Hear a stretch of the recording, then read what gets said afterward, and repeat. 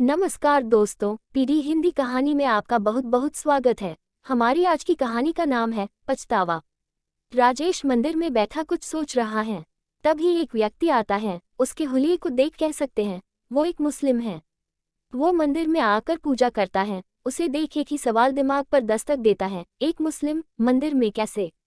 वही एक सवाल राजेश को उसकी सोच से बाहर निकालता है और वो उस शख्स की तरफ देखता ही है कि वह शख्स उस अनपुछे सवाल को भांप लेता है और वही मंदिर की डेल पर राजेश के पास बैठ जाता है और खुद ही कहता है, मेरा नाम आदिल है, मैं मुस्लिम समाज से हूँ, रोजाना मंदिर आकर पूजा करता हूँ। राजेश सुनकर आश्चर्य से पूछता है, यह अनोखा है, क्या इसके पीछे कोई कारण है? आदिल मुस्कुराते हुए जवाब देता है, बरखुरदार, हर एक बड़े काम या बदलाव के पीछे वजह जरूर होती है, यहाँ भी है। हमारी बीवी हिंदू थी, उन्होंने हमारे धर्म को दिल से अपनाया। यही एक उम्मीद उनकी आंखों में हमारे लिए भी थी, पर हम जानकर भी अनजान बने रहे क्योंकि यह हमारी शान के खिलाफ जो था। वो जीवन भर हमारे खातिर अपने भगवान से दूर रही और एक दिन वो हमसे दूर अपने भगवान के पास ही चली गई। उन्होंने हमें एक खत लिखा था जो उनके इंतकाल के बाद हमें मिला। उसमें लिखा था उन्हें अपने ईश्वर से बहुत प्रेम था। वो हमसे छिपकर यहाँ इस मंदिर में आ जाया करती थी। हमें बुरा ना लगे इसलिए कभी बोल नहीं पाए, पर धोखा नहीं देना चाहती थी इसलिए खत लिख दिया।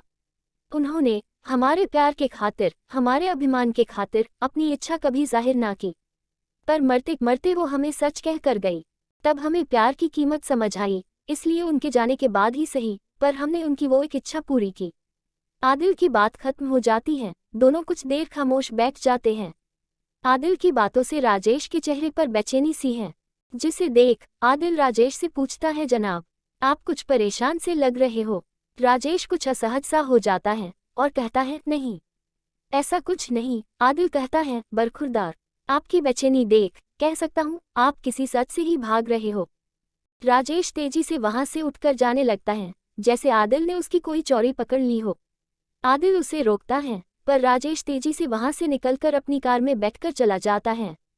राजेश के दिमाग में आदिल की सारी बातें घूमने लगती हैं। राजेश को रात भर नींद नहीं आती। सुबह होते ही वो फिर उसी मंदिर में जाकर बैठ जाता है। फिर से उसकी मुलाकात आदिल से होती है। आदिल राजेश के पास आकर बैठ जाता है। आदिल समझ रहा है कि राजेश उससे कुछ कहना चाहता है, पर आदिल चाहता है राजेश खुद अपने अभिमान को तोड़कर सच को उनके सामने रखे जिससे वो भाग रहा है।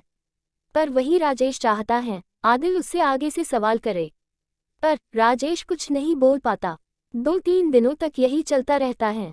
आखिरकार एक दिन राजेश खामोशी तोड़कर बोलता है, असल में मेरी नौकरी में थोड़ी दिक्कत है, बस इसलिए परेशान हूँ। आदिल जोर जोर से हंसने लगता है, बरखुरदार, इतने दिनों बाद अपनी खामोशी तोड़ी भी तो झूठ बोलने के लिए। मियाँ, हमारे बाल धूप में सफ़ेद नहीं हुए हैं। आपका चेहरा साफ कह रहा है आप खुद से खफा हैं। खुद की गलती मानने की हिम्मत नहीं है आप में। आप इस पुरुष प्रधान समाज के वही पुरुष हैं जो अपने मन रूपी अकड़ में इतने जकड़ गए कि सच को स्वीकार नहीं कर पाते। आदिल राजेश को उसके ही असली रूप से पहचान करवाता है। राजेश के दिल पर एक बोझ है जिसे वो खुद से भी खुलकर नहीं कह पाया है, और आज वो अपने जीवन के उस एक पहलू को आदिल के सामने रखता है और कहता है, मैं एक मॉडर्न लड़की से शादी करना चाहता था, पर मेरे माता पिता ने मेरी शादी गांव की लड़की सीमा से करवा दी। मैं उससे ठीक से बात तक नहीं करता था। वो मेरे परिवार के साथ ऐसे घुल मिल गई थी जैसे बरसों से उनके साथ रह रही हो। मुझे ये भी पसंद नहीं आ रहा था, फिर भी वो मेरी हर जरूरत को बिना मेरे कहे पूरा कर देती थी। मैं तरक्की पर तरक्की कर रहा था, मुझे अपने आप पर बहुत अभिमान था। एक दिन नशे में धुत घर आकर मैंने सीमा के साथ बदसलूकी की। मैंने कहा, तुम मेरी जिंदगी की सबसे बड़ी गलती हो, शर्म आती है मुझे जब तुम्हें पत्नी कहना पड़ता है। मैं बोलता ही गया। सीमा के लिए यह सब नया नहीं था, पर मेरे माता पिता के लिए ये एक कड़वे घुट के समान था। बिना मुझसे बात किए वो सीमा को अपने साथ ले गए। मैंने ऐसे बिहेव किया जैसे मुझे काले पानी की सजा से मुक्ति मिल गई हो। जाते वक्त सीमा ने मेरी मेज पर एक डायरी रखी थी जिसमें मेरी सारी जरूरतों की लिस्ट थी। यह देखकर मुझे गुस्सा आ गया। क्या समझती है वो खुद को? मैं क्या उस पर डिपेंड करता हूँ? फिर मैंने सोचा, मैं क्यों चिढ़ रहा हूँ, वो तो थी ही गंवार, अब चली गई, मैं आज़ाद हूँ। ऐसा सोच मैं ऑफिस चला गया। ऑफिस में लंच ब्रेक में जैसे ही मैंने टिफिन खोला, मैंने उस महक को मिस किया। जो रोजाना मेरे थके चेहरे पर मुस्कान बिखेर देती थी। एक पल के लिए मुझे एक अजीब सी कमी महसूस हुई, पर उस वक्त मुझे अपनी आज़ादी का गुमान ज्यादा था। समय गुजर रहा था, मैं अपनी हर एक ज़रूरत के लिए डायरी पर डिपेंड करता था। कमी का कुछ एहसास तो था, पर मेरा ईगो मेरे सामने आ जाता और मैं फिर अपनी अकड़ में जीने लगता। मैं परेशान जब हो गया, जब मेरा वर्किंग परफॉर्मेंस बिगड़ने लगा। हमेशा अपनी प्रोग्रेस के लिए खुद को सारा क्रेडिट देता था।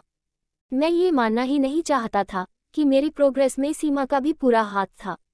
उसी के कारण मैं अपने जीवन की कई छोटी बड़ी परेशानियों और जिम्मेदारियों से बहुत दूर था और केवल अपने काम पर फोकस करता था। बेस्वाद खाने में, मुरझाए फूलों में, बिखरे घर में, हर उस जगह जहां मैं सीमा को देख चिढ़ता था, उसे गंवार कहकर निकल जाता था।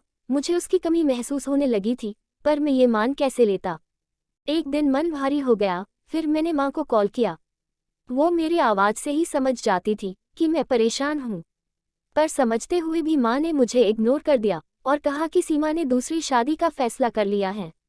यह सुनकर मुझे और गुस्सा आ गया और मैंने कॉल कट कर दिया।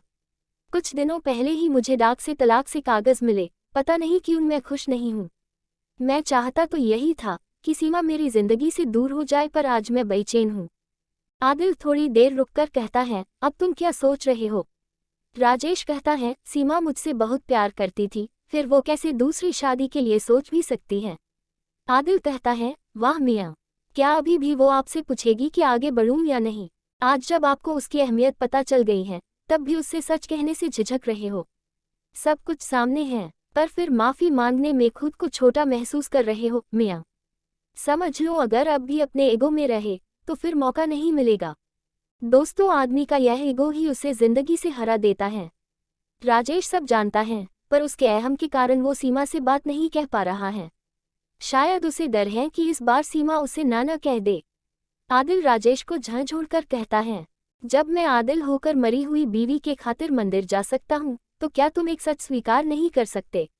राजेश को आदिल की बात दिल पर लग जाती है। वो कॉल तो नहीं, पर सीमा को एक मैसेज करता है। मैसेज डिलीवर होते ही उधर से कॉल आ जाता है। दोनों के बीच लंबी बात होती है और यह एक लंबा कॉल दोनों को वापस मिला देता है।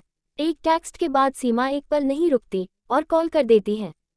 यह एक औरत का दिल है, वो जिससे प्यार करती है उसे कभी नहीं झुकाती, और वही एक आदमी हर उस औरत को झुकाता है जो उससे प्यार करती है।